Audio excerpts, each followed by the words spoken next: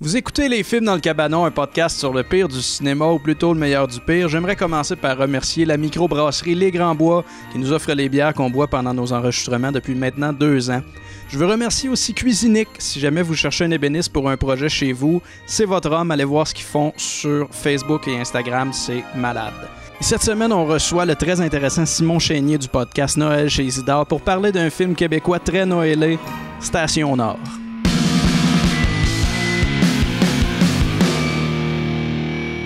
Bonsoir messieurs, vous allez bien?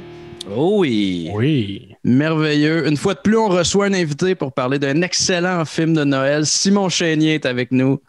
Allô. Salut Simon. Simon qu'on peut entendre avec Les Mystérieux Étonnants régulièrement et Noël chez Isidore, 2 excellents podcasts. Pour les gens qui ne connaissent pas encore Noël chez Isidore, explique-nous donc c'est quoi exactement. C'est un podcast qui parle de Noël à l'année. C'est pour ceux qui aiment Noël et ceux qui n'aiment pas Noël. On visite plusieurs œuvres de la culture populaire par rapport à Noël, soit des spéciaux télé, des films, des chansons. Ma blonde tripe sur Noël, ma blonde tripe sur Noël. Il y a tellement de lumière pis de lutin, attachez-la à quelqu'un. Ma blonde tripe sur Noël. Attachez-la à quelqu'un. Très 2020. Pour ses yeux d'enfant, c'est merveille. Moi, je tripe sur elle. Voilà, donc je ne le laisserai pas plus longtemps, mais c'est ça, c'est sorti, c'est un single, il est sur iTunes, puis ça coûte 1,29$, je pense, puis c'est ça. C'est 1,28$ trop cher. Ouais. Moi, bien pas aller l'acheter. J'ai bien aimé ça, c'est un truc qu'on peut écouter à l'année, puis aussi les gens qui écoutent les films dans le cabanon, je pense que je pense que vous allez vous retrouver là-dedans. Là. Oui, ben, on parle pas de gros films, en tout cas, on en des fois, mais c'est surtout des espèces de curiosités. On aime plus parler des films mauvais que des bons films. C'est comme plus facile à analyser, on dirait. Ouais, c'est vrai. C'est cool. Parfait. Bon, on s'attaque à Station Nord. Pas évident comme écoute. On ne se l'est pas donné facile pour ce dernier épisode de 2020. L'épisode qui sort là, au moment où l'épisode sort le 22 décembre. Donc, notre épisode le plus près de Noël. Puis cette fois-ci, je ne vais pas vous lire le résumé du film. Je vais laisser Daniel Morin, le scénariste, vous le résumer. L'histoire de Station Nord, c'est l'histoire d'un petit facteur de 14 ans, Samuel, qui travaille dans son village depuis que la mort de ses parents et il habite chez son oncle. Il travaille au bureau de poste du village. Samuel est un petit garçon généreux et tout. Et quand toutes les lettres du Père Noël arrivent à Station Nord, et lui a décidé de répondre aux lettres que les enfants envoient de partout dans le monde au Père Noël, avec sa copine Evelyne. Et puis, un jour, en allant livrer les lettres au village voisin pour qu'ils soient envoyés aux enfants avant le soir de Noël, il se perd en forêt lors d'une tempête de neige et puis il est recueilli par Howie, un lutin du Père Noël, qui l'amène vivre dans le monde magique où lui-même va devenir un lutin, responsable des ateliers des lettres du Père Noël. C'est un film qui nous provient du Canada d'Amérique, plus précisément du Québec. Souvent décrit comme une comédie familiale, mais bien sincèrement, je le qualifierais plus de drame fantastique. Parce que la comédie est comme jamais au rendez-vous, puis le drame, lui, jamais ben loin. Les gars, si vous deviez le classer dans un club vidéo, vous metteriez ça où, mettons? Ouais, mais tu vois, pour vrai, le drame fantastique, je trouve que c'est exactement on point, en fait. J'aurais dit drame, mettons, la première fois qui m'est venu en tête, mais drame fantastique parce qu'évidemment, t'as la touche de Noël, t'as la magie de Noël, à quelque part, mais c'est tout le temps amené d'une façon hyper émotive, puis triste. Ça parle beaucoup de mort, ce film-là. Ouais. Exact, ouais. Ça a un kill count plus élevé que le premier Décadence, quand même. C'est quelque chose...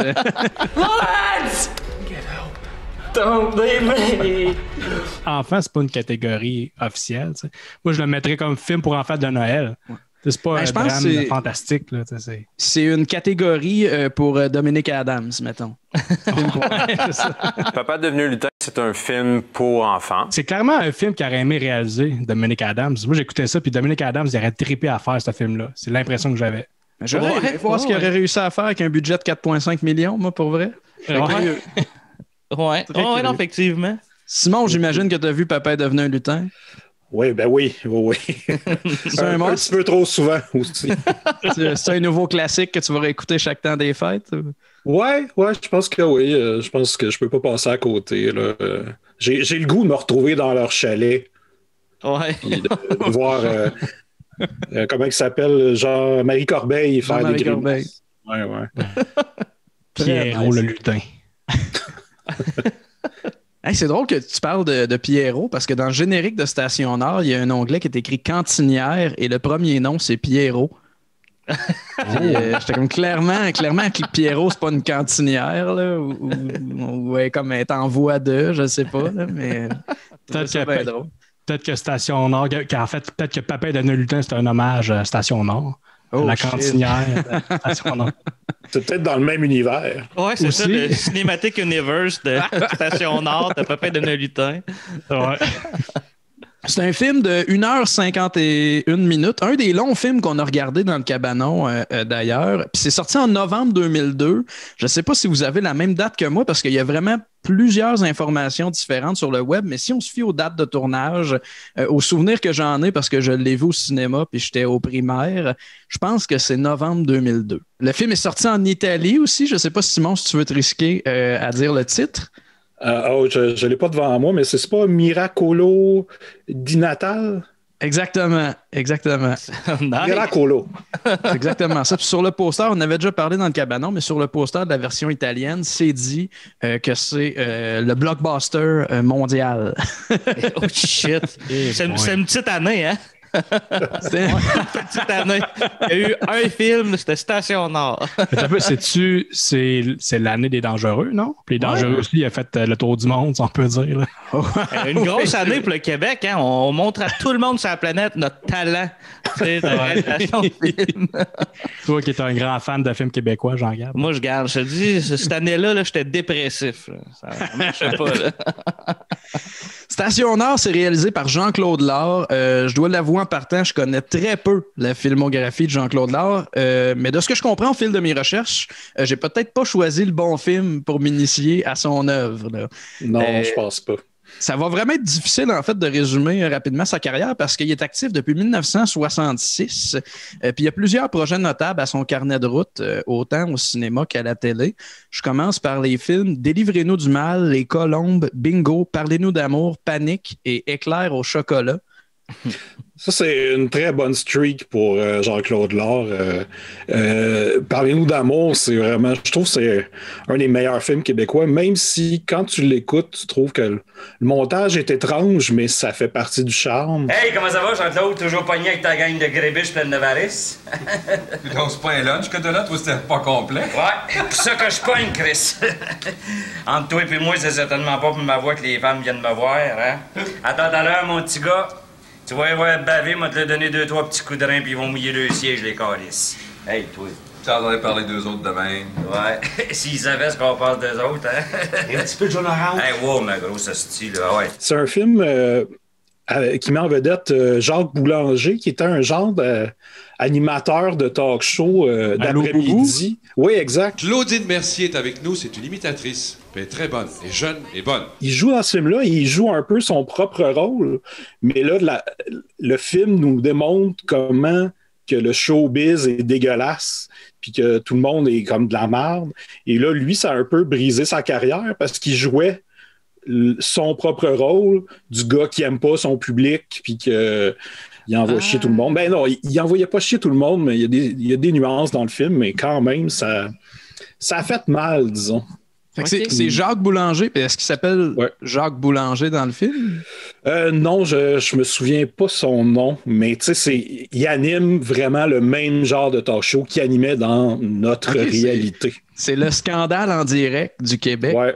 C'est comme Ringmaster. J'ai une face pour faire de la radio. Ce que je comprends, c'est que lui, Jacques Boulanger, il renie un peu ce film-là, mais pourtant... je trouve que c'est un film super important. Puis il y a aussi, t'as nommé Panique, qui est... c'est ça, c'est que Jean-Claude Lard, son cinéma est très à l'américaine, puis il l'a dit souvent, que c'est pour ça que souvent les gens n'aimaient pas ses films. Mais Panique, c'est un film sur une usine qui déverse ses déchets dans l'eau.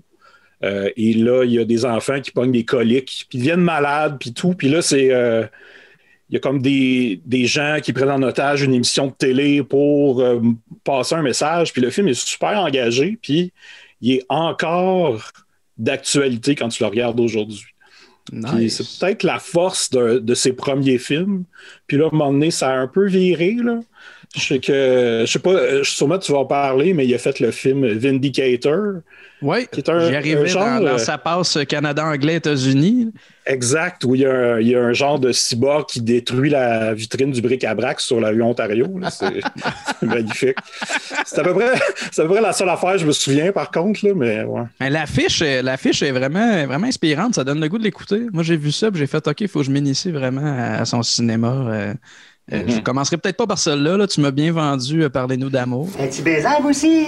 Elle a 16 ans, bon Dieu. Arrête de grouiller de même. Après sa passe Canada-Anglais et États-Unis, il va réaliser la première saison de L'Anse et Compte. Qui, avec Station Nord, c'est la seule autre affaire de lui que j'ai vue. Je suis pas fier de ça. Il va réaliser la première saison de L'Anse et Compte, La Grenouille et la Baleine. Donc, Station Nord, c'était pas son premier film jeunesse. Ensuite, il retourne à la télé, fin 90, pour les séries Jasmine et Diva. Il va réaliser L'Or au début des années 2000. Ça, Simon, je pense, c'est la série que Jean-Marc Parent qui tire du gun sur un hélicoptère. Hein?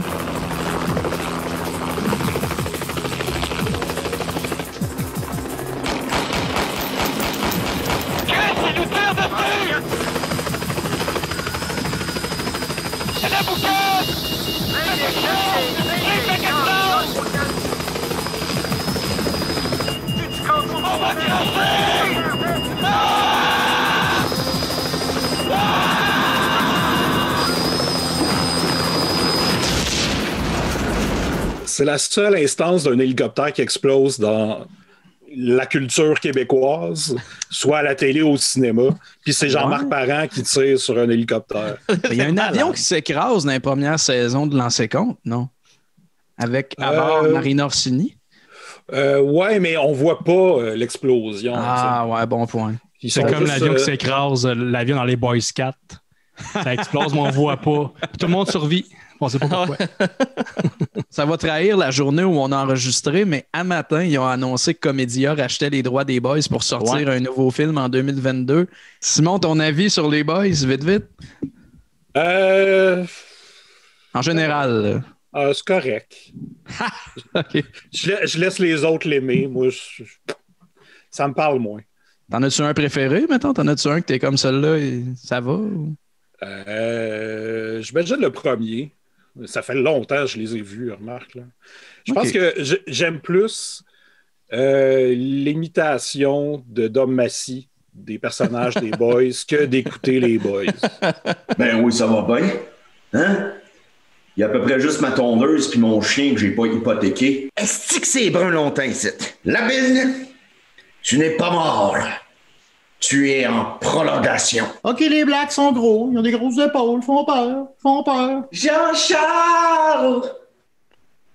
Je t'aime! Comment on les boys? Et pour gagner cette partie-là encore? Dans mon livre à moi, les boys, là, ça abandonne jamais. The mental. Le mental. Mental toughness. La dureté du mental. Pis ici, t'en as pas le plus qu'on pense du mental. La chambre est remplie de mental. Je pense que le message est clair. Hein? Yes! Oui! Après la réalisation de la télésérie L'Or, il va réaliser 4 autres saisons de la nouvelle mouture de L'Anse et Compte. Nouvelle génération, La Reconquête, La Revanche, Le Grand Duel.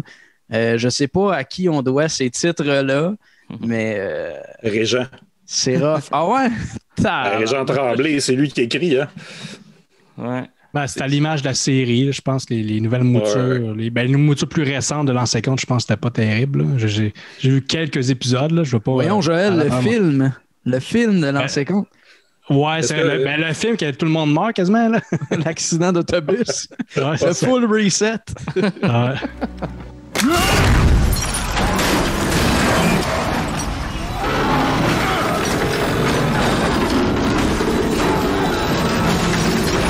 Après la nouvelle mouture de L'ancien compte, parce qu'il est toujours actif, là, ses derniers crédits sur IMDb à Jean-Claude Lard remontent à 2018. Il est apparu aussi dans le documentaire L'inquiétante absence. Documentaire qui est passé à Fantasia, était passé sur l'absence du cinéma de genre au Québec.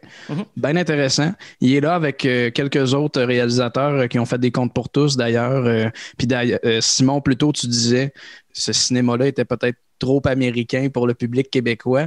C'est pas le seul réalisateur qui dit ça suite à des productions.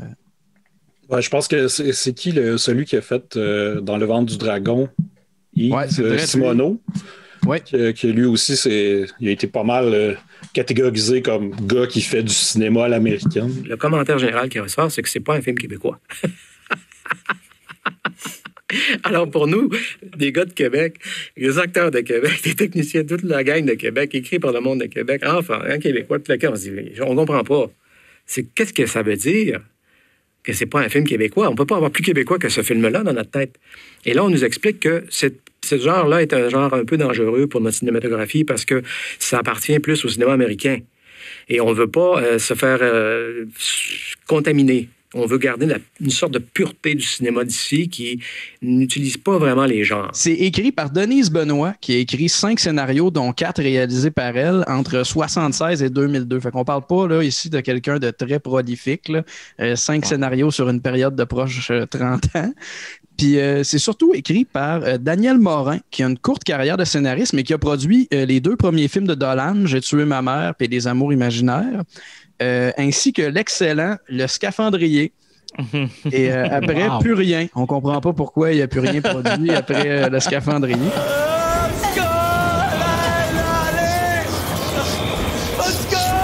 Il y a un gros cast. Je vais passer sur les gros noms. Puis évidemment, parlant du film, il y en a d'autres qui vont s'ajouter. Ça met en vedette Benoît Brière dans le rôle du Père Noël. Benoît Brière, je trouve personnellement que c'est un acteur incroyable. Mais dans le cadre du podcast, on va dire qu'il est mieux connu pour ses rôles d'Angelo, Fredo et Roméo, Madame Lebrun, puis les annonces de Belle. T'es sur le crooner avec ton cellulaire? Tu crois que t'es super avec ton cellulaire? Juste dire qu'on ne sait pas que c'est Benoît Brière. Non. C'est vrai. Le générique nous le dit pas. Je pète ma bulle. Moi, je pensais que c'était le vrai Père Noël. Là. Parce que dans le making-of, ils disent que c'est le vrai Père Noël. Moi, j'étais sûr que c'était le vrai. Là. C'est vrai. Ils disent qu'ils arrivent sur le plateau puis ils ont rencontré le vrai Père Noël. Ben, je suis désolé. Moi, quand j'ai rencontré le vrai Père Noël, je me suis senti privilégié. Privilégié de le rencontrer premièrement, de pouvoir parler avec lui.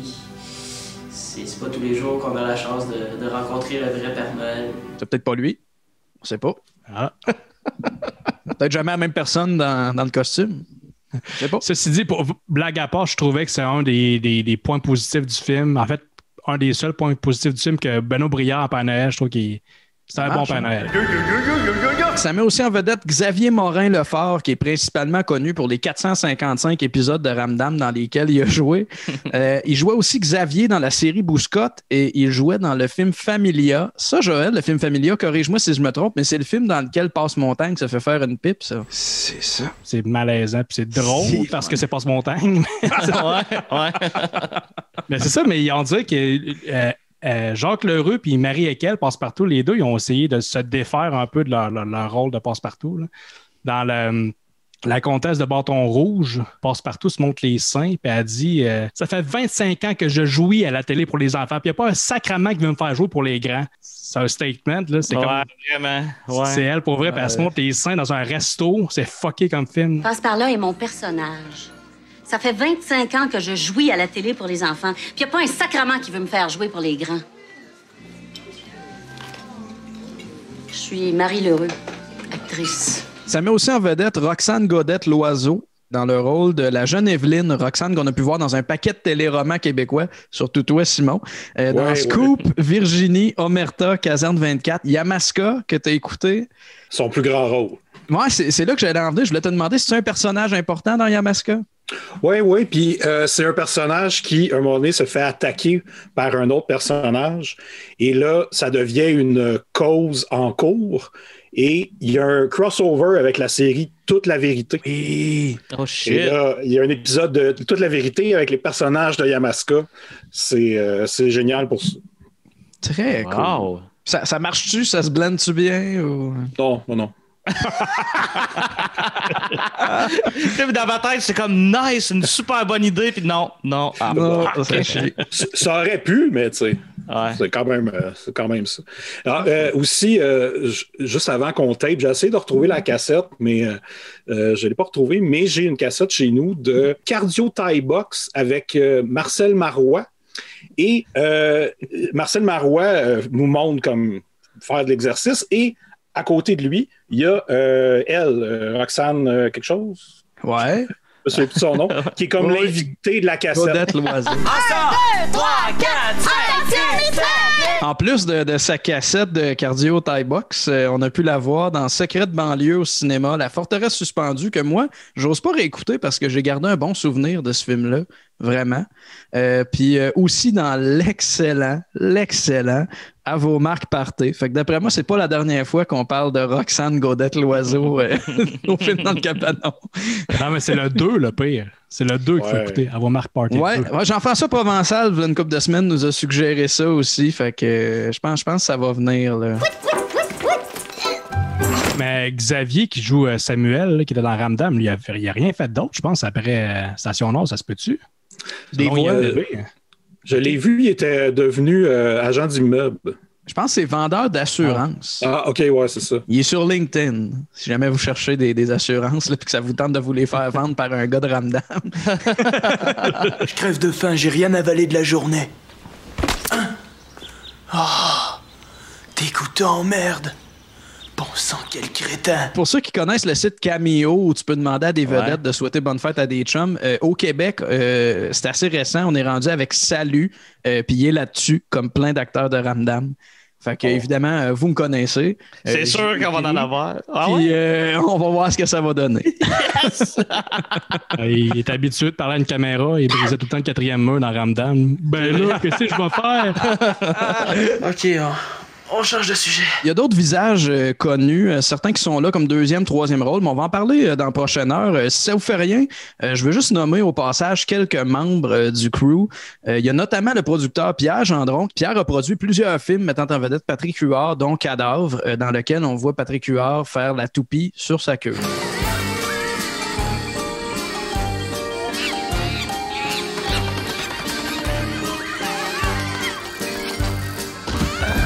Ah oui, c'est vrai.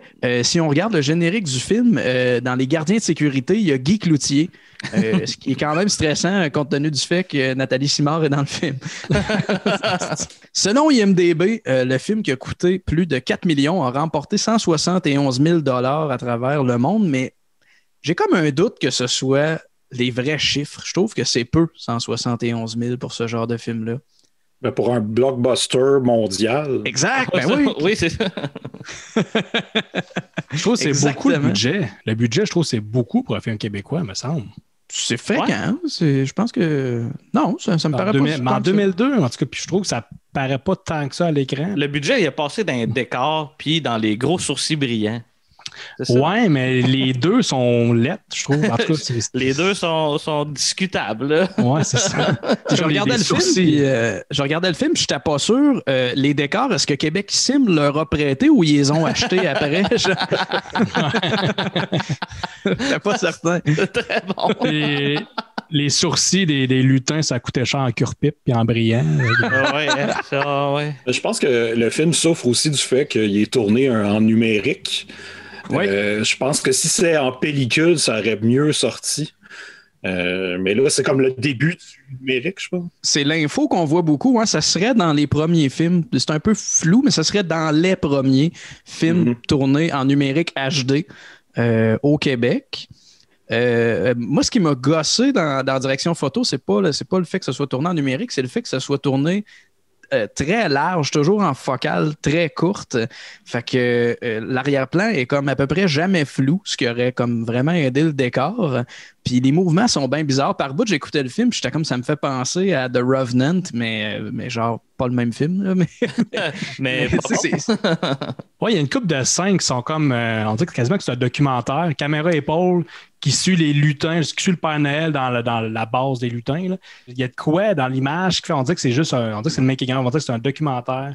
Ça marchait pas. Là, mais on voit dans le making-of la rig de caméra, puis ça ressemble beaucoup à la rig de Tommy Wiseau pour The Room quand il a fait je vais tourner en pellicule et en numérique. Un gage de succès, les amis. Un gage de succès. C'est qu'il y a-tu une version de Station Nord en 35 mm qui ça serait épique. You want to shoot 35 or HD?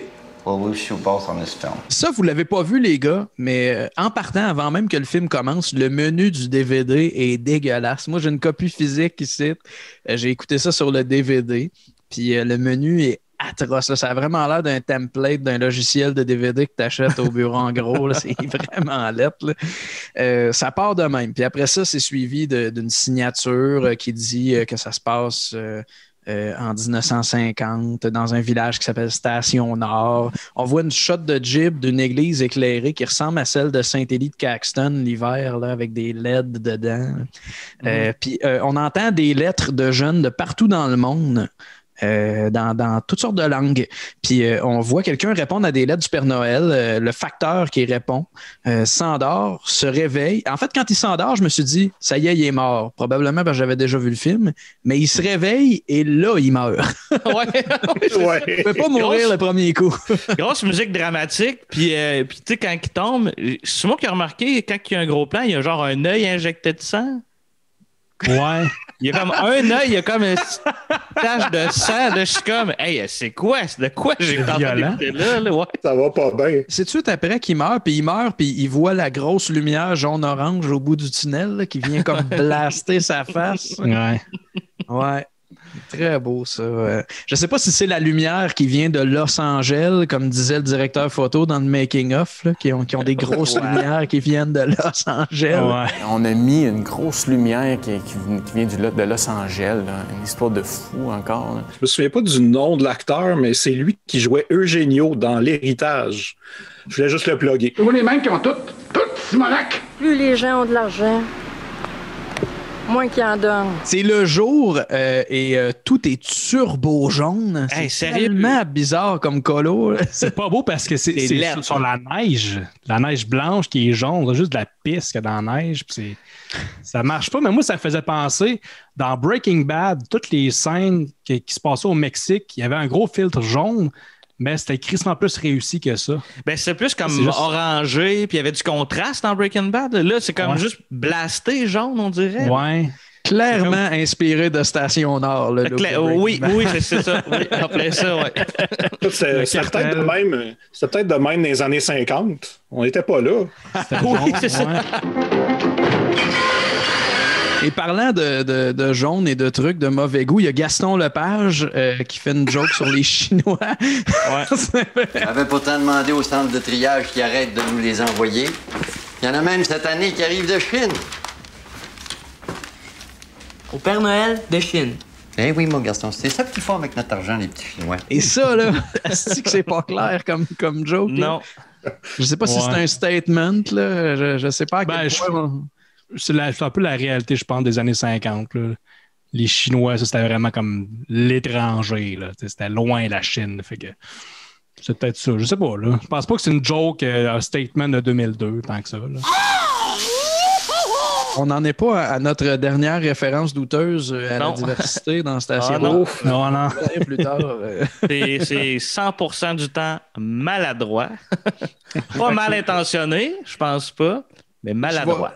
Je vais moi-même faire un Joël. J'ai skippé la scène où Samuel croise pour la première fois dans le film son love interest Evelyn, qui est jouée par Roxane. Puis les deux vont aller répondre à des lettres. Il faut répondre aux lettres écrites au Père Noël. C'est les facteurs qui font ça. Je sais pas à quel point, là, dans les années 2000, c'est toujours ça, là, mais j'ai l'impression que c'est plus comme une espèce de lettre template avec un nom dedans. Là. Quoi? Hein? Tu penses? C'est pas les petits lutins qui vont H-O-H-O-H-O. Écris au Père Noël! Paulina! H-O-H-O-H-O! Écris au Père Noël avec ton adresse. Regarde ta boîte aux lettres. Il répond avec tendresse. H-O-H-O-H-O! Evelyn puis Samuel vont répondre aux lettres toute la nuit. À un moment donné, Evelyn est fatiguée, fait que Samuel, qui s'approche vraiment beaucoup d'elle, va lui dire comme « Va t'étendre, là, je vais continuer, puis quand tu vas te réveiller, tout va être fini. » Fait que là, elle est comme « Où je m'étends? » Puis il fait « Ben là, dans les poches de lettres. »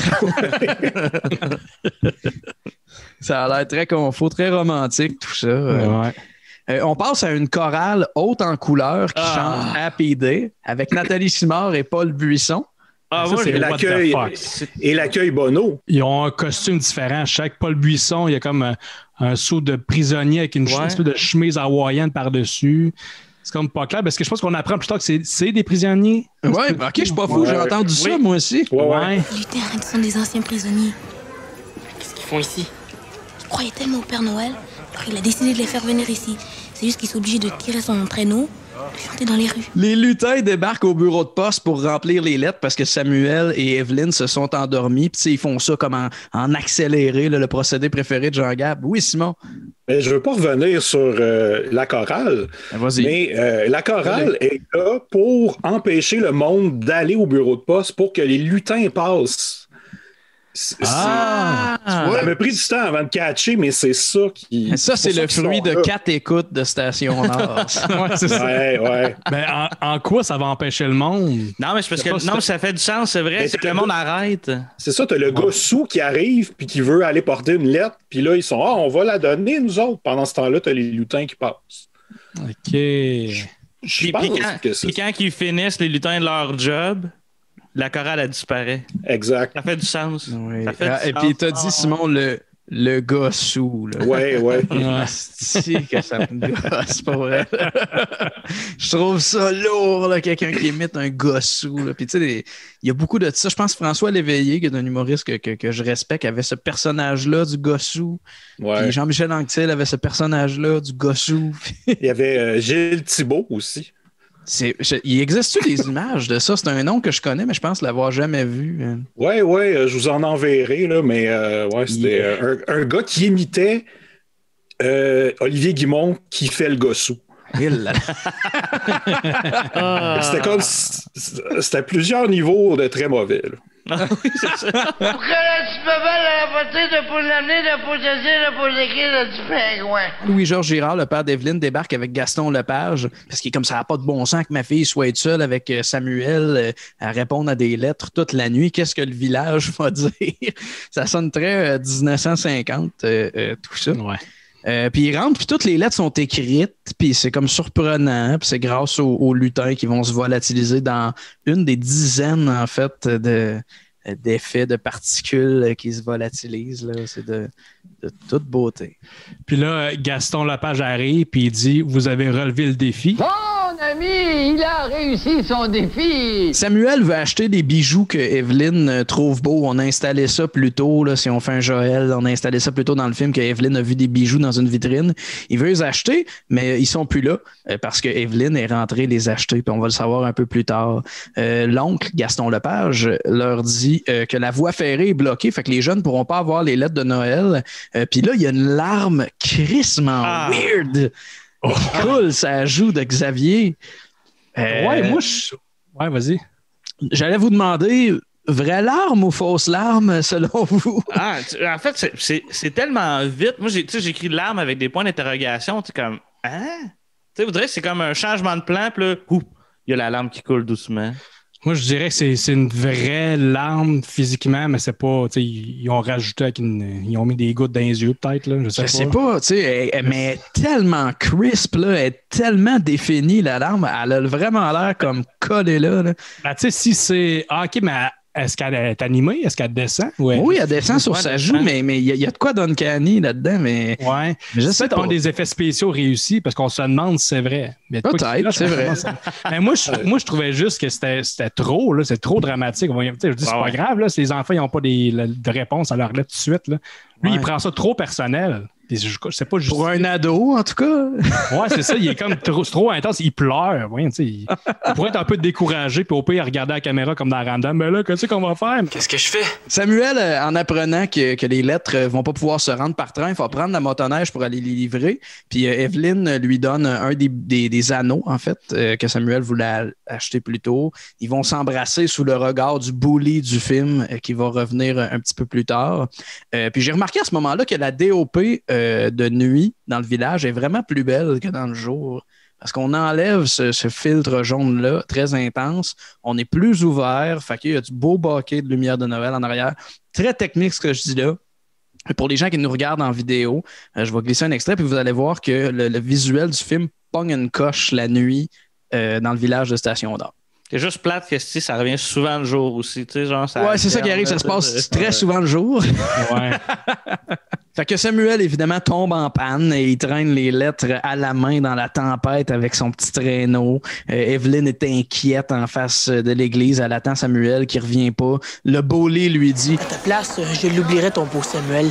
Il est sûrement mort de froid skidoo. C'est pas une semi-marde, cette calice-là. Ouais. Puis là, j'ai comme noté, on voit Nathalie Simard, puis j'ai dit qu'elle est fucking freak. Elle fait une face creepy à dire on s'en occupe de Samuel avec un clin d'œil. En télépathie.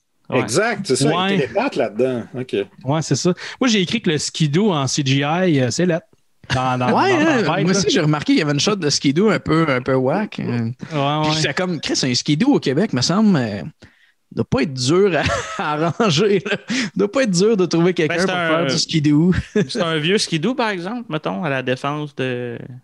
Vraiment un modèle de skidoo. Mais la vraie question, c'est un skidoo, on peut-tu laisser ça dans le cours? Un skidoo, on peut-tu laisser ça dans le cours? On est à 20 minutes du film et il y a déjà 2 personnes de mortes dans un film familial de Noël. Quand même, c'est rock'n'roll en Saint-Simonac. Ouais. Mais ça arrive souvent dans les films de Noël que les gens, il y a des personnages qui meurent en se rendant quelque part parce qu'ils sont pognés dans le fret et c'est là qu'ils passent dans le monde magique. C'est vrai. Il y a le film Santa Claus the Movie, qui est un film sorti en 85. C'est l'histoire du Père Noël. Puis c'est ça qui arrive avec le Père Noël. C'est comme un genre de menuisier qui va porter des cadeaux à des enfants dans un village pas loin. Mais là, en se rendant, il y a une tempête de neige. Puis lui, puis la mère Noël meurt gelée. Puis là, il se retrouve au royaume du Père Noël. Puis là, il devient Père Noël. Je pense que ça arrive quelques fois dans d'autres films, mais bon. Il y a le contraire qui arrive. Il y a de quoi qui arrive sur les traces du Père Noël. Le Père Noël meurt puis est remplacé par quelqu'un d'autre. Oui. Il y a beaucoup de morts dans Noël. Oui, fait que dans le fond, oui. Faut mourir pour croire au Père Noël. Oui, c'est ça. Une fois adulte, en tout cas. Dans Krampus aussi, il y a une coupe de morts. C'est vrai, le kill count de Krampus, il est quand même élevé. Fait qu'on arrive au pôle Nord sous un dôme. Samuel se réveille sur une mezzanine couché à terre sur de la paille avant qu'on comprenne que c'est le protégé de Howie. Père Noël arrive là, dans une scène de CGI de qualité discutable. On coupe à Evelyn avec les petits violons. Elle est en sueur dans un lit d'hôpital avec une croix au-dessus de la tête. C'est dark, là, pour un film pour enfants. Là. C'est dark, là! Ouais, t'as raison d'être en sueur, mais le pacing est vraiment bizarre parce qu'à 3 reprises, je pense qu'on passe du royaume du Père Noël avec Samuel qui comprend pas qu'il est mort à elle qui est en sueur dans un lit d'hôpital avec les violons faits au synthétiseur, dégueulasse. Elle a-tu comme la tuberculose? C'est quoi qu'elle a? Pourquoi elle est en sueur demain? Elle est juste triste. La maladie de l'amour. Ouais, c'est ça. Un cœur brisé, Joël. Tu connais pas ça parce que c'est toi qui brises des cœurs. Ouais, c'est ça. Dans les années 50, tu pouvais pas te distraire avec Netflix ou quoi que ce soit. Tu pouvais juste vivre le moment puis rusher pendant vraiment longtemps. Ouais, puis suer, puis... Ouais. Ça, moi, quand je pleure, je transpire pas comme ça, là. Je sais pas pour vous autres, là, mais... Ben moi, ça m'arrive de suer quand je pleure. Ça dépend, je pleure à quel endroit. Tu sais, mettons, si je pleure dans un restaurant, au gym, tu sais, ça, je sue en même temps que je pleure. Dans les switches d'images de ville du Père Noël, puis on va voir la petite fille d'Exorciste en train de crever, on catch que les reines du Père Noël ça se trouve à être la chorale. Exact. Ouais, je pense que c'est là qu'on a appris que c'est comme des prisonniers. Ouais. C'est leur destin, c'est d'être des reines. Je comprends pas pourquoi. C'est tellement pas clair. Puis quand ils ont tourné cette scène-là, il y a comme une outtake dans le making-of où on voit Nathalie Simard dire, je sais pas si elle dit vie de chien, on devrait se syndiquer ou j'ai envie de chier, on devrait se syndiquer. je l'ai repassé 2-3 fois, puis j'étais comme c'est pas clair, c'est ce qu'elle dit. Oh, quelle vie de chien! Il va falloir passer à se syndiquer, hein? Je vais y aller avec j'ai envie de chier. Ouais, moi aussi, je vais mettre mon père, j'ai envie de chier aussi. Quelle vie de chien! On revient à Evelyn avec des violons encore très tristes. Ah oui, débarque et fait un rituel au-dessus d'elle, puis lui dit que Samuel va bien, ce qui est vraiment sneaky parce que 2 minutes après, il va avouer à Samuel qu'il est mort. Ouais. Il va dire à Samuel parce que t'es mort. Puis j'étais comme, voyons, il vient de dire à l'autre qu'il allait bien. Puis là, il est mort. Puis, fait que là, mais ça gosse parce que, il donne juste des bouts d'informations à Samuel. Oui. Samuel, il comprend pas. Puis à un moment donné, il faut que le Père Noël il dise, OK, explique-lui. Parce qu'il comprend pas, mais c'est sûr qu'il comprend pas si tu fais juste dire « Ah, t'es mort ». Comment ça, je suis mort? Puis là, tu sais, c'est comme long, toute cette bout-là, où il faut qu'il comprenne qu'il est mort. Il faut que je téléphone chez nous tout de suite. Tout de suite! On arrive à un de mes bouts un des bouts qui me fait beaucoup rire, en fait, dans ce film-là. C'est Evelyn qui se fait écœurer en classe par les petits bullies. Parce que Evelyn va raconter son histoire avec Howie, puis là, les petits bullies vont se peinturer le visage en blackface et imiter le Howie en classe. Puis là, j'étais comme, il y a les petits bullies en blackface. En blackface. J'avais tellement pas compris ça. Pourquoi ils sont en blackface? Parce qu'ils imitent le... c'est ça. Puis l'imitation, surtout, c'est ça qui est insultant. Je vais pas faire l'imitation parce que j'ai pas envie que quelqu'un reprenne ça puis mette ça sur les médias sociaux. Mais je vais juste comme glisser un extrait puis je vais les laisser se commettre eux autres mêmes. Je t'aime. Je vais te donner un petit bec tout mouillé, tout noir. Hey, lâche ça! Valérien, qu'est-ce que tu lui as volé, là? Redonne-lui sa photo. Jean-Claude Lard a déjà fait une scène similaire de blackface dans Lancer compte où le personnage principal, Pierre Lambert, sort avec une noire.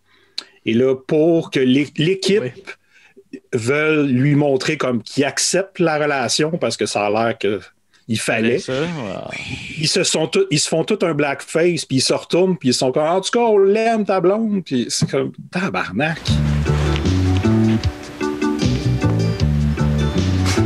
Le chat, on est tanné des histoires de nègres. On est écœurés de passer pour des racistes. Ça fait que sors avec ton haïtienne, puis laisse-toi pas écœurer. C'est ça, les gars? Ouais! T'en parles, puis de mémoire, RBO aussi l'avait fait. avait fait le personnage, j'ai oublié le nom du personnage, mais la noire de Lancer compte. Lucie Baptiste. Le personnage de Lucie, quand t'es venu le temps de parodier dans RBO, c'était Chantal Franck qui le faisait, je pense. Oui, c'est vrai. Tu es beau, jeune, fringant, alors que lui est gros, moche, barbu. Tu fais pas le poids, Pierre. Sacrement! Il y a un rituel où Samuel donne son dernier souffle et là, surprise, le maître des derniers souffles, c'est le Père Noël.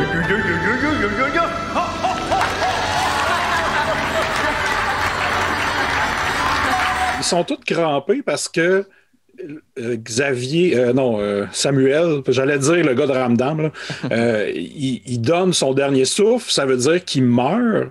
Qu'est-ce qu'il y a de drôle là-dedans? Il ne se souviendra plus de rien.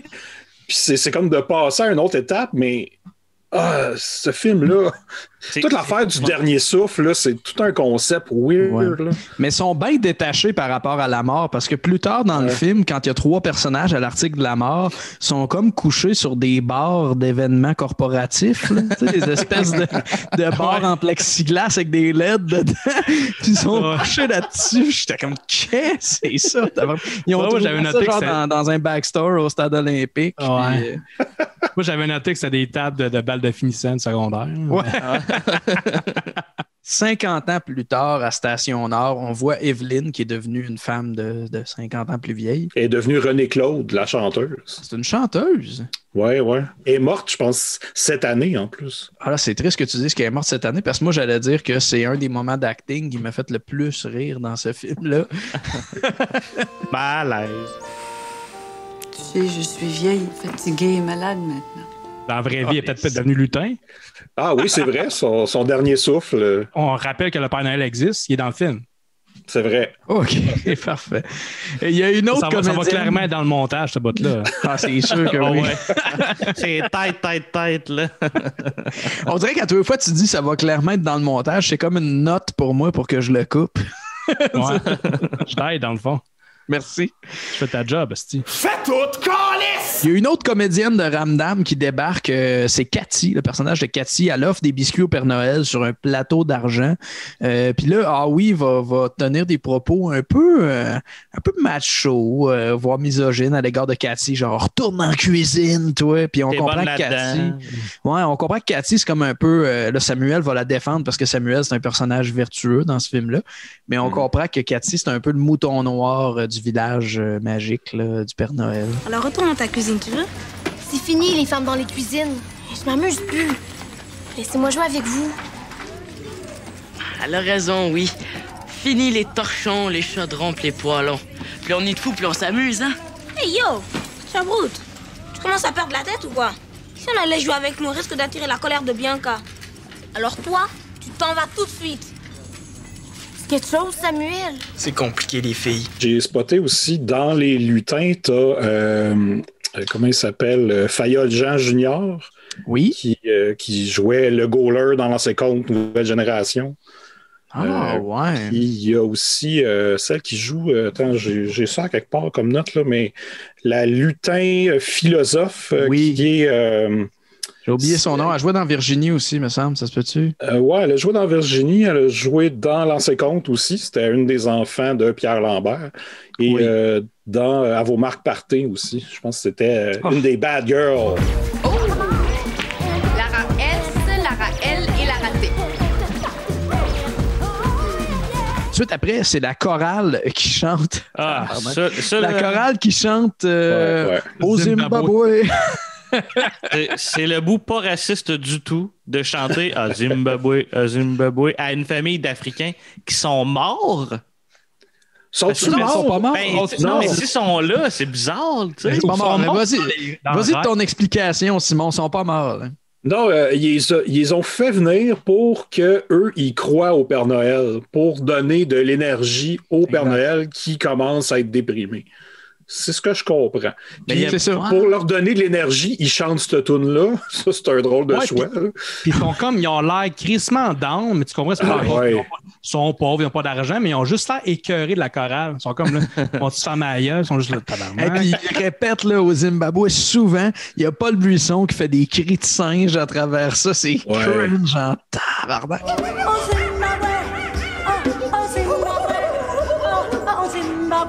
C'est pas la toune, là. Le Roi Lion, là. Le Roi Lion, Lion là. Sleeps Tonight, là.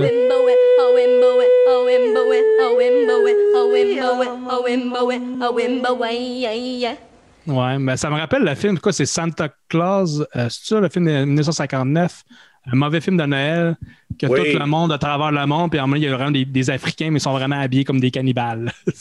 Avec un os dans les cheveux, tout ça, là, en tout cas avec des lances. Là.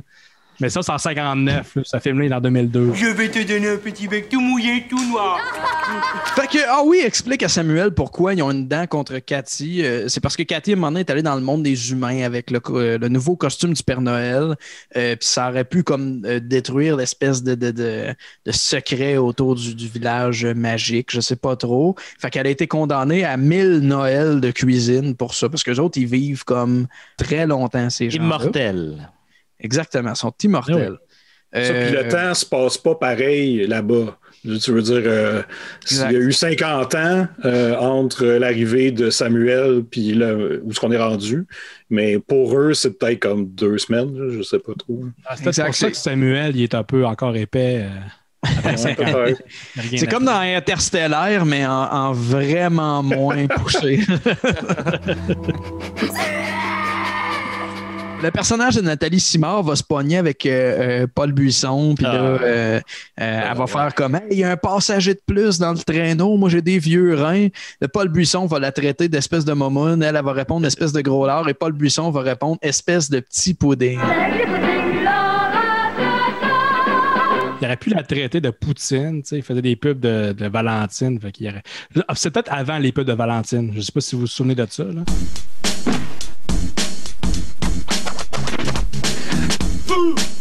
Poutine, Valentine, c'est la meilleure Poutine. Il paye de cours, chill. Oh, Chili, non. Mais chez Valentine, on a des hamburgers, des hot dogs, des clubs sandwich, des poutines, des quêtés, un combo Wario. Offrez-vous 2 bons hot dogs, une succulente poutine et un Pepsi 20 onces pour seulement 5,99. Wow! Valentine, la meilleure poutine. Samuel puis le Père Noël partent. Ils passent chez Evelyne et Satya les voit. Samuel voit sa photo. Il comprend pas trop parce que lui, sa mémoire a été effacée. À ce moment-là, Evelyne fait une crise de cœur, genre un peu comme le facteur au début du film. Là. C'est pas trop clair s'il s'endort, s'il meurt. Ou... c'est supposé être dramatique, mais moi, j'ai ri à cause de la musique cheap qui accompagnait la scène. Une espèce de cue musical. Là, ouais. Qui tombe sur sa chaise. Ça a comme gâché la scène.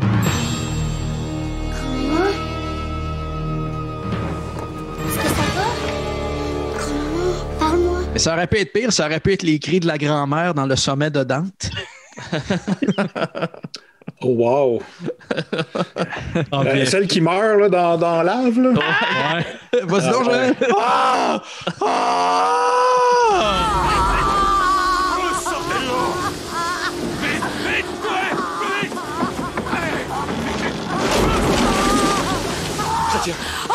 Au retour au village du Père Noël, Samuel reçoit une lettre de Satya, qui est la petite fille de Evelyne devenue plus vieille. Puis dans la lettre, il y a une photo de Samuel. Puis Samuel se reconnaît, puis il comprend pas ce que ça veut dire. Puis il y en a beaucoup des scènes là, de même là, où il comprend pas ce que ça veut dire, puis pourquoi il voit des photos de lui un peu partout. Puis c'est long avant qu'Owie il explique. Puis là, Owie débarque, Samuel l'envoie peut-être un fleur, puis Owie il part en faisant ce que je pense être un fuck you. De son doigt. Oui, exact. Je l'ai mis sur pause. Vous l'avez tout vu, hein? Ouais. Là, on s'enligne vers le dernier acte du film. Samuel va aller voir la grand-mère Evelyne pour comprendre ce qui se passe. Qui essaie de le dissuader pendant une seconde, puis finalement dit « Ah non, finalement, c'est une bonne idée. » Puis ils suivent, ils vont dire à Cathy leur plan. Cathy va dire « C'est complètement fou » avant de dire « Ah, c'est correct, je vais vous aider. » Les gens changent vite d'idée dans tout ça. Fait que ils vont retourner dans le monde des humains. Et Samuel, oui? Je pense que je vais faire un Joël de moi-même. Mais let's go, faut pas passer sous silence la scène où le Père Noël essaie de composer la chanson qui va rassembler tout le monde.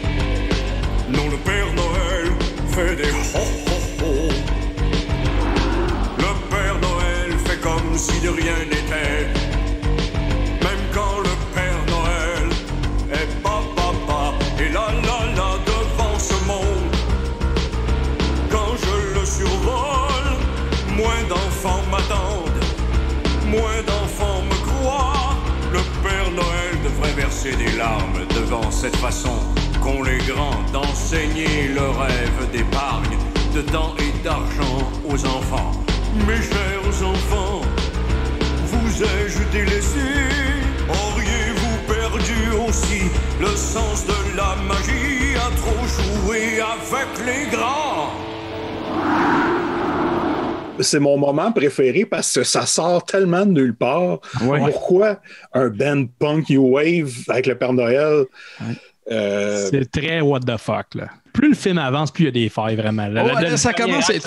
Puis d'ailleurs, je veux juste pour qu'on ramène tout le monde à la même place, là je vais dire que Samuel sont dans le monde des humains. Ils veulent aller sauver Evelyn d'une mort certaine. Et à ce moment-là, Père Noël et Bianca, qui sont dans le monde magique toujours, débarquent dans la fabrique et se rendent compte qu'il n'y a plus personne pour l'aider. Fait que là, c'est comme la pagaille. Le mess est pogné. Ils vont voir Cathy qui était là pour sauver les deux autres, mettons.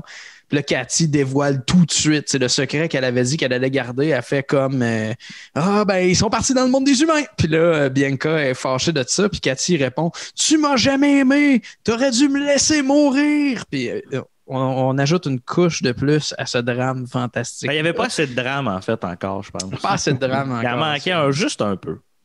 Pendant ce temps-là, Satya, Samuel débarquent à l'hôpital. Le Père Noël et Bianca les cherchent.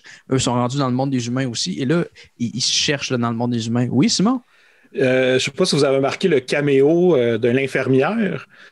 C'est Fanny Lausier qui était la grenouille dans La Grenouille et la baleine. Non! Elle me disait de quoi aussi? Mais quand tu disais plus tôt que Jean-Claude Lard avait tendance à ramener des mêmes comédiens, des mêmes artisans dans ses productions, ça c'est un bon exemple là, quand même. Là. Parfois, c'est un peu comme Adam Sandler, dans le fond. Oui. Pareil. Fanny Lausier, c'est Rob Schneider. Exactement. Puis à ce moment-là, on est à peu près à 1h16 dans le film. Mon DVD a chié. Fait que tu mon DVD 9 a chié à ce moment-là. Je n'étais plus capable d'écouter le film. Puis je me suis dit, c'est un release à l'image du film de qualité discutable. Ouais. C'est qui chie parce que tu l'as cogné sur le mur pour tuer une araignée. Fait que Père Noël et Bianca sont à la recherche de et Samuel dans le monde des humains. Pendant ce temps-là, Katia, qui est frustrée, va essayer de prendre son dernier souffle et le donner à Samuel qu'elle préfère à Bianca. Et là, elle va casser les derniers souffles de Bianca, Samuel et d'une frappe de même, là, en se parlant de ça, puis en cassant ça comme une irresponsable. Et ça, ce que ça fait quand tu casses le dernier souffle des lutins, c'est qu'ils vont potentiellement mourir. Fait que là, on les voit agoniser un peu en se sauvant dans le monde des humains. Puis pendant ce temps-là, ils vont se sauver dans le village, puis tout le village va les suivre. Puis ça, clairement, là, c'est genre les mêmes comédiens que dans La Malédiction d'Aurore Gagnon. Là. C'est du monde pris au hasard dans le village. C'est limite s'ils n'ont pas des fourches là, pour les suivre. Ouais, parce qu'il y a un gars qui passe proche des frappés, de Père Noël puis Bianca. Là. Ouais. Il n'y a aucun, dans la petite route de village, qui n'a aucun trafic, puis c'est juste gratuit, il roule super vite, là, puis Père Noël est en tabarnak. Le chauffeur du dimanche! Puis, oui, effectivement. C'est pas longtemps après ça que la police débarque. La police est jouée par Michel Daigle, je pense, qui jouait Nounou dans la première... Dans L'ancien Comte. Dans L'Ancien Comte, ouais. Nounou! Moi, j'ai noté que Samuel, quand il fait peur aux policiers, il y a un de ses sourcils qui passe proche de partir. Oui, c'est ça, qui décolle. Ah, c'est là que ça se passe. Okay, je l'avais pas remarqué. En fait, il y a peut-être un petit message aussi. Tu sais, le bully qui devient policier, c'est peut-être un message « fuck the police ». Ah, ouais. Penses-tu? Cab. Et Cab, asti. Ouais. Je sais pas, Jean-Claude Lard, dans ses 10 premières années, qui est possiblement sa meilleure passe de cinéma, c'est ce que tu semblais dire, Simon? Ouais. Y avait-tu, je sens qu'il y avait un propos plus engagé dans ses films. Y avait-tu un peu de ça, un peu de fuck the police? C'était plus fuck the politician, mais sûrement que ça vient un peu avec, tu sais. Il a quand même fait Jasmine aussi, qui nous montrait la police sur un drôle d'angle. C'est loin dans ma tête, peut-être c'est pas ça pour vrai, mais il y avait comme un couple de policiers méchants un peu. Là. J.C. Lauzon. Oui, c'est ça. Puis sa blonde. Une autre fille. Il parlait en faisant l'amour, mais il complotait un peu. Ouais, là, lui, on va le crisser dehors. En 2-3 coups de bassin, il parlait, puis il parlait de leurs problèmes. C'était bizarre. Pourquoi il faut qu'ils fassent l'amour? Là? Pourquoi c'est. On dit, il y a un quota de cul. Non, arrête de zigonner, puis rentre. Je suis dedans. Ah, il va être malade, cet épisode-là, les gars. Là. Simon, je te dis urgence, la scène de sexe La première scène de sexe avec Marina Orsini et Serge Postigo, là. Ça dit quelque chose? Je me souviens pas de cette scène-là. Je me souviens plus de David Lahaye qui fourre que Marina Orsini, honnêtement. Martin Larocque qui se crosse, t'en souviens-tu de ça? Qui fait exploser une bombe. Oui, ça, oui, je m'en souviens très bien. Oui, qui set une bombe dans l'hôpital, qui sort, se fait frapper, retourne dans l'hôpital en civière. Juste en parler, ça me fait rire. C'est tellement bon. Ou juste le ton de Joël, c'est bon. C'est bon, Larocque qui se crosse. Il reste une bombe. Tu peux voir l'épisode après. J'ai vu dans un... OK, là, je sors pas mal du sujet, mais... Vas-y, Simon. J'ai vu aussi Martin Larocque se faire sucer live sur un stage pendant un spécial télé sur les MTS par Jeannette Bertrand. Ouais.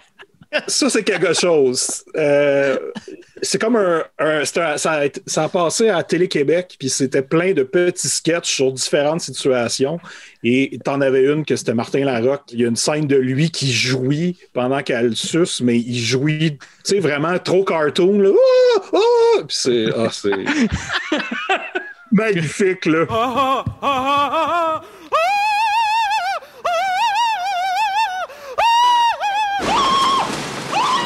Le Père Noël veut sauver en 4 roues, mais heureusement, Cathy va sauver la donne. C'est comme sa rédemption. Elle va débarquer avec le traîneau puis les reines de l'accueil Bono. La police débarque, puis le traîneau va passer par-dessus, comme dans E.T. Exact. J'ai noté ça, c'est Sign E.T. C'est tellement la même affaire, là. Exact. Puis on revient au village. Les 3 sont couchés sur les bars d'événements corporatifs, comme je disais plus tôt. Puis là, le Père Noël va complètement briser le lore en disant « Oh non, elle va pas mourir, elle est prête à devenir une fée. » Bianca devient une fée. Le Père Noël va dire « Mes amis, nous avons une petite mission à terminer. » Fait qu'ils vont retourner dans le monde des humains pour euthanasier Evelyn. OK. Un autre mort. Ben, je veux juste dire, OK, je vais faire juste un petit Joël. Quand elle se transforme en fée, il y a les 2 personnages, il y a Samuel puis la fille qui regarde. Wow, sont vraiment comme ils regardent dans les airs, ils regardent à rien parce que c'est du CGI. Ouais. Puis il y a une petite fille figurante en arrière qui s'entorche, là, elle regarde dans le vide. Là. Elle regarde fuck all la fille. Il y a une fille qui se transforme et elle la regarde même pas. Là. C'est sûr que tu mettras ça à l'écran. C'est drôle. Ah, avec plaisir. Parfait. Fait qu'ils vont aller euthanasier Evelyn à l'hôpital. Elle redevient jeune. What the fuck? Parce que si on comprend la convention de Station Nord, les lutins, les gens qui sont comme sauvés, transportés au royaume du Père Noël, vont conserver l'apparence qu'ils ont au moment où ils vont mourir. Elle revient 50 ans en arrière. Puis elle redevient jeune et jaune pisse. Aussi. Oui, c'est vrai. Oui, puis c'est bizarre, elle se réveille et elle dit qu'elle sait déjà que ça va vivre avec les lutins. Elle est déjà au courant de ça. Puis, elle sort dans le corridor de l'hôpital et il y a du monde qui applaudit. Et ça, Simon, là, je compte sur un gars qui l'a vu 4 fois pour m'expliquer ce qui se passe, là, mais what the fuck? C'est-tu des gens qui sont morts dans l'hôpital, qui sont encore là, qui applaudissent? Je le sais pas. Je peux pas te dire. Mais tu vois de quoi je parle. Tu vois de quel ouais. En le voyant, j'ai fait « Ah là, je comprends plus. Là, c'est rendu plus compliqué que Tenet, cette affaire-là. » D'après moi, c'est inspiré de la fin de Clockwork Orange, là. Il faut la fille, puis il y a du monde qui applaudit à l'entour. Puis Clockwork Orange aussi, parce que dans Clockwork Orange, on se souvient, il y a les bullies, en fait, les criminels qui deviennent policiers. Devenez policiers. Fuck the police. Fuck you, I won't do what you tell me. Fuck you, I won't do what you tell me. Il retourne au monde magique, je comprends plus rien. Evelyn, Samuel, acceptez-vous de devenir les émissaires du monde magique, de réveiller les cœurs endormis. Ça, c'est la mission que le Père Noël, qui jouait dans les annonces de Belle, donne à Evelyn et à Samuel. Et, oui, il y a quelque chose que je comprends pas avec Evelyn, par exemple. Oui. Tu sais, elle meurt. Oui. Et là, il y a sa petite fille qui existe, mais qu'est-ce qui arrive avec elle? Okay. Ouais, as-tu des parents? C'est ça, elle traînait tout le temps chez sa grand-mère. Fait que là, qu'est-ce qui arrive avec elle? Bonne question, c'est vrai. Mais surtout, tu sais, je serais curieux de d'avoir un genre de spin-off sur le mari d'Evelyn dans ces 50 années-là, parce qu'elle n'a jamais débuzzé de Samuel. C'est vrai. Ouais, son crush de rochant avoir des enfants avec Evelyn, puis savoir qu'Evelyn, elle pense juste à son amour d'adolescence. Genre. Son amour de 24 heures, là, à peu près. Là. En plus. Là. Ouais. Puis la fille, elle chante. What the fuck? Ah, la crise. Oui, elle fait des... Ho ho! Ho ho ho ho! C'est long, là. C'est à la fin du film, mais c'est bizarre ça parce finit que là-dessus. Le Père Noël, il est comme émerveillé. Il regarde alentour de lui pendant que la fée, elle chante, comme si la fée, elle se promenait partout, mais on la voit pas. La fée est tout le temps fixe. C'est comme s'il était supposé d'avoir un effet spécial là, puis ils n'ont pas été capables de le faire. Je sais pas. Il y a une main, puis dans le c'est vraiment awkward. Il regarde autour de lui comme si la fille se promenait partout, un peu comme dans Capitaine Crochet, mettons, mais sauf qu'il n'y avait pas les moyens. Fait que la fille est juste comme elle est pognée là. Puis quand on la voit de loin, la fille, elle a la face immobile. Elle est en train de chanter, puis elle est juste là. Elle est comme ventriloque. Puis une belle crise de fin pour un film de merde.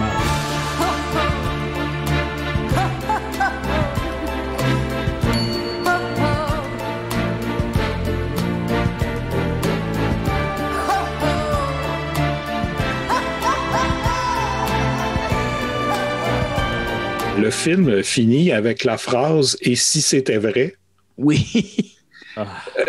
Chris, non. Je veux pas que ça soit vrai. C'est trop dépressif. Tellement. Mais le film se finit là-dessus, les gars. Il y a quand même une couple d'affaires, une couple de faits saillants que j'ai pas abordés. Je suis sûr que vous autres aussi, vous avez trouvé des trucs dont on n'a pas parlé. La VHS est en vente pour la modique somme de 69,95 sur Amazon. Avis aux gens qui ont beaucoup trop d'argent à calisser par les fenêtres. Là. Simon, si jamais tu veux vendre ta VHS, là, je suis assis sur une mine d'or. T'es assis sur une mine d'or. J'ai trouvé aussi que le film devait être réalisé par Roger Quentin, qui a réalisé d'autres films jeunesse, Mathusalem 1 et 2, La forteresse suspendue aussi, mais il a dû se retirer à cause d'un conflit d'horaire à ce moment-là. C'est Jean-Claude Lard qui a pris le relais là-dessus. Qu'est-ce qu'il y avait mieux à faire? Ben, je sais pas, c'est deux réalisateurs qui étaient actifs à ce moment-là. Fait que j'aurais envie de te répondre autre chose. Bon point. Bon point. On passe à la note, les gars. Je le rappelle, nos notes sont de 10 à moins 10. 10 étant un chef-d'œuvre, moins 10 étant un so bad it's good, tellement risible qu'on a envie de le réécouter et d'en rire jusqu'à ce que mort s'en suive. Je vais commencer par notre invité. Tiens, Simon, ça serait quoi ta note sur 10 à moins 10? Je te dirais moins 4. C'est pas extraordinaire, c'est pas super drôle. C'est juste, je pense que c'est comme l'ensemble qui est intéressant dans le sens que tout le lore qui est inventé pour le film, il n'y a aucun bon sens. Même si je l'ai écouté plusieurs fois, je le suggère pas à grand monde. Je suis un peu sado-masochiste, ces films de Noël. Mais tu sais, tu l'écoutes par curiosité peut-être, mais après tu passes à d'autres choses. C'est vraiment pas... Je le suggère pas tant que ça. Parfait. Jean-Gab? J'aborde pas mal dans le sens de Simon. Moi, je vais donner moins 3. Je vais descendre plus proche du 0. Ben, ceci étant dit, c'est le genre de film que ma blonde se serait tapé, mettons, dans sa semaine de vacances. Sur Netflix. Okay. Mais d'ailleurs, quand j'ai dit qu'on faisait Station Nord, elle dit, mais ça, c'est pas si pire que ça comme film. T'sais. Elle m'a vraiment dit ça. C'est clairement pas un grand film. Je pense qu'il y a eu pas mal d'essais, mettons, en termes des décors. Je l'ai dit tantôt, les décors, moi, je les ai trouvés, somme toute, corrects. Mais c'est vrai, Jean-Gab, excuse-moi, je te coupe. Il y a un moment dans le film où j'ai remarqué, je pense qu'il y avait 2 lignes de masking tape vert au niveau d'un joint dans le décor. Pour vrai? Puis on les voit big time. C'est une scène où Cathy capote, là, elle vient de péter des fioles. Puis je vais mettre l'insert là, mais je vois vraiment 2 lignes vertes puis un joint.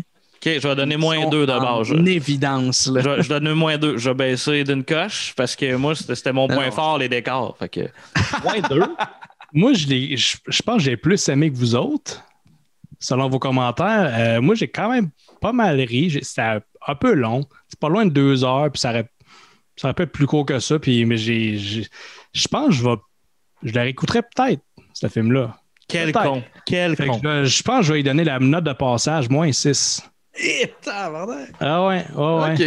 Parce que je m'attendais, parce que je pense en tout, tu nous avais un peu préparé. Ouais, c'est un peu risé, mais pas tant que ça. C'est un très peu long pour le risé que c'est. Ouais. Je m'attendais à m'emmerder solide, mais je pense que c'est celui que j'ai le plus ri, qui m'a fait le plus rire dans les épisodes, dans les films de Noël qu'on a écoutés cette année dans le cabanon. Ouais, OK. Bon, j'ai plus. Tu sais, Elves, c'est peut-être un meilleur So Bad It's Good. Ouais. Je sais pas, mais c'est pas aussi risible, je trouve. Puis Santa With Muscles, on n'en parle juste pas. Là. Un autre film qui m'a donné envie de me pendre, mais pas pour la même raison. 2 épisodes de Noël chez Isidore, d'ailleurs, Santa With Muscle puis Elves. Elves, qui est au moment d'enregistrer, votre plus récent, d'ailleurs. Ouais. Mais bref, je pense que je vais y aller avec moins. C'est pas, c'est pas aussi drôle que Papa est devenu lutin, mais je trouve que il y a de quoi. Il y a de quoi de Chitu voit qui voulait faire de quoi de fantaisiste, mais qui n'avait pas les moyens. Ça paraît que le budget est limité puis que les décors sont en carton, on dirait. C'est ça.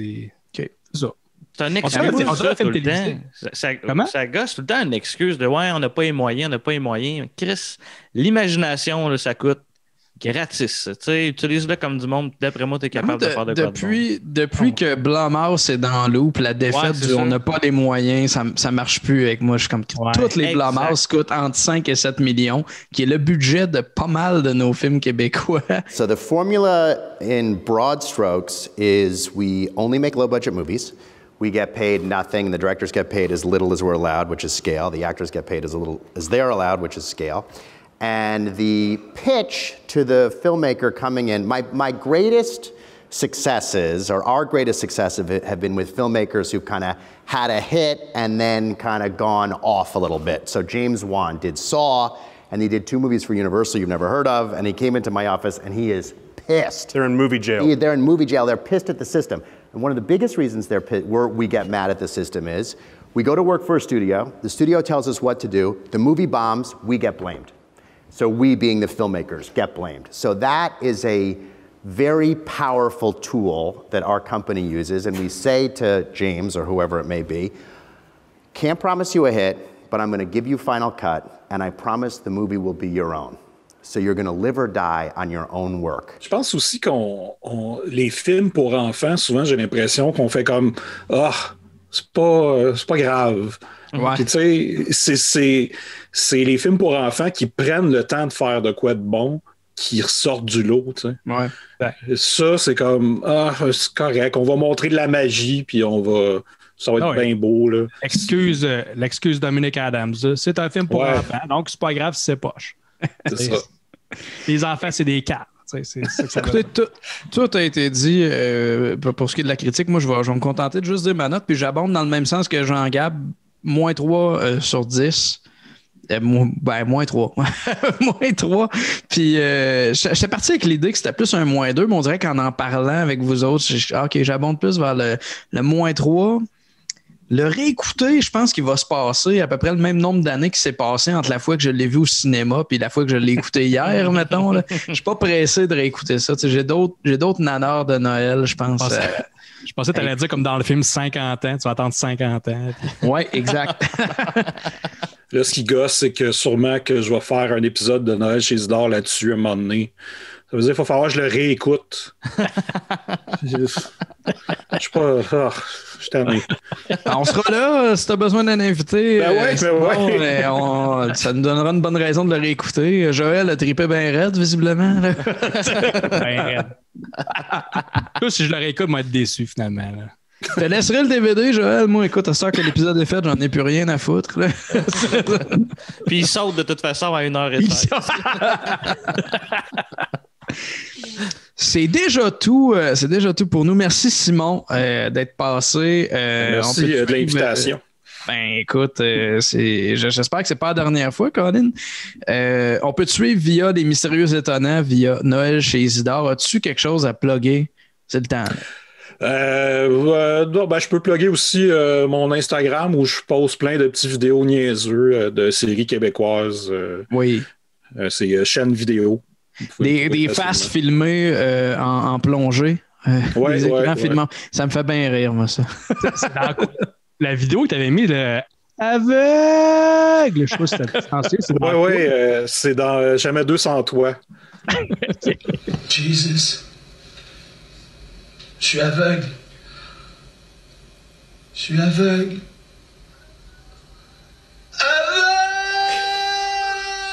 Suivez-nous sur Facebook, YouTube, en audio, partout. On est aussi sur Patreon. Même chose pour les Mystérieux Étonnants. Si vous avez envie de les encourager, je vais reprendre la pick-up line de Ben, puis je vais dire que pour le prix d'un café par mois, vous pouvez encourager les Mystérieux Étonnants. On va avoir un podcast exclusif sur Terre humaine. Exact, c'est vrai. Beaucoup de contenu exclusif. Vous avez été super efficace pendant le mois d'octobre via Discord, puis avec les bifurcations aussi, à parler de toutes sortes de films, les Scream. Non, vraiment, les Mystérieux Étonnants. Si vous nous écoutez, j'imagine que vous avez déjà une petite idée de c'est qui les Mystérieux Étonnants. Ils étaient là bien avant nous autres. Mais si vous ne les connaissez pas encore, allez écouter ça. C'est comme un rendez-vous hebdomadaire parfait pour vous tenir au courant sur la culture pop, culture geek. Solide. Moi, ça fait un bout que je les écoute, puis j'adore ça.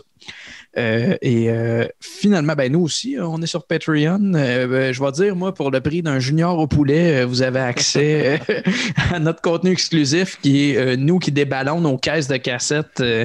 Pour l'instant, c'est les caisses de cassettes achetées au Vidéo Centre-Ville à Québec. Là, on a vidé à la place, puis on a des boîtes de cassettes à n'en plus finir, là, à en faire chialer la blonde à Jean Gab. Ah, ça vient pour elle, là.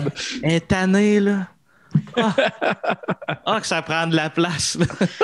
C'est vrai. L'affaire, le gros problème, c'est à chaque fois que je vois du monde qui vend des lots de VHS, je suis comme, je pense que ça rentre. Je pense qu'on peut ajouter.